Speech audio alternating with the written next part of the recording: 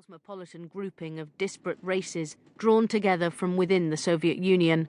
Vlad was Mongolian, and he spoke no Russian. And because none of the Russians spoke Mongolian, all communications were handled by sign language.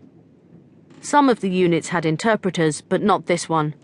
Vlad had the flamethrower, as he was least likely accidentally to harm anyone in his own unit with it.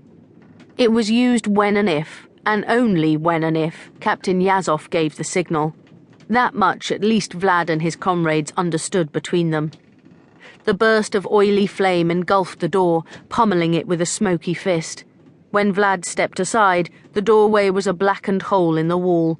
The smoke cleared to reveal a flight of concrete steps leading down into darkness. Yazov had a torch, shining it along the juddering barrel of his rifle as he led the way. He stopped so abruptly at the bottom of the steps that Ilya almost cannoned into him. Then slowly, carefully, incredulously, they stepped forward into the room. Yazov swept the torch beam over the scene that awaited them before sharing an astonished glance with Ilya. For once, Vlad seemed to understand when Yazov shouted and gesticulated at him. He sprayed a stream of liquid fire into a corner of the basement room, igniting a pile of boxes, books, paper and other detritus.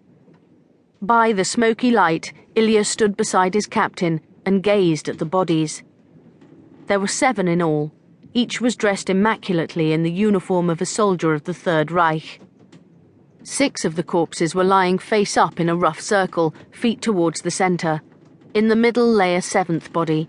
It seemed identical to the others, lying face up, dressed in German army uniform, except that this man wore gloves. The gloves, Ilya noted with surprise in the drifting light, were bright green. When he looked closer, he noticed other oddities. Apart from the fact that the whole scenario seemed bizarre, a gasp from Yazov beside him indicated that the captain had spotted it too. They are... Yazov turned to Ilya as if for confirmation. They are Oriental. All of them. Ilya nodded. Trust Yazov to spot that before noticing the real surprise. I know, he said. To his left he was aware of Vlad stooping beside one of the bodies, his silhouette made stumpy and grotesque by the metal cylinders on his back that fed the flamethrower. His shadow flickered on the floor beside him like a malevolent imp. He looked up at Ilya, and it was apparent in his eyes that he had seen it too. His hand strayed towards the thin fragments of glass on the floor.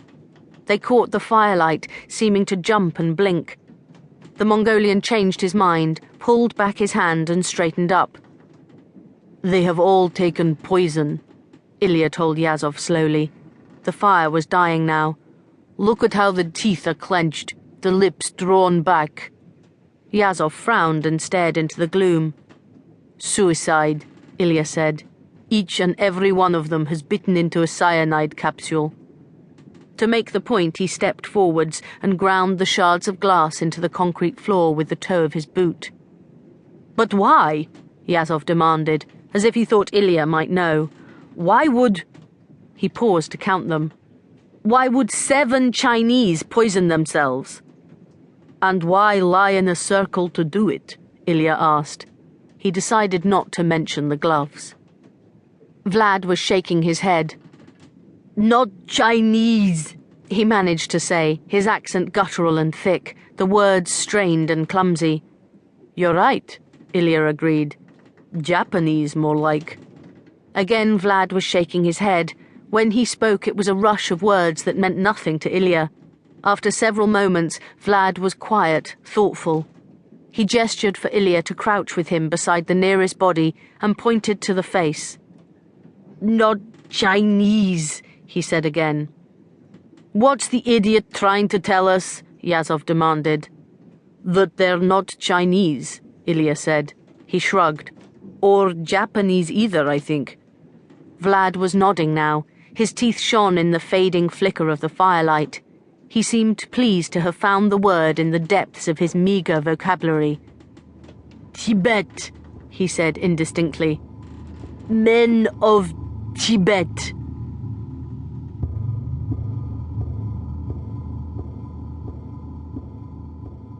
There was no door to close behind them as they left the basement.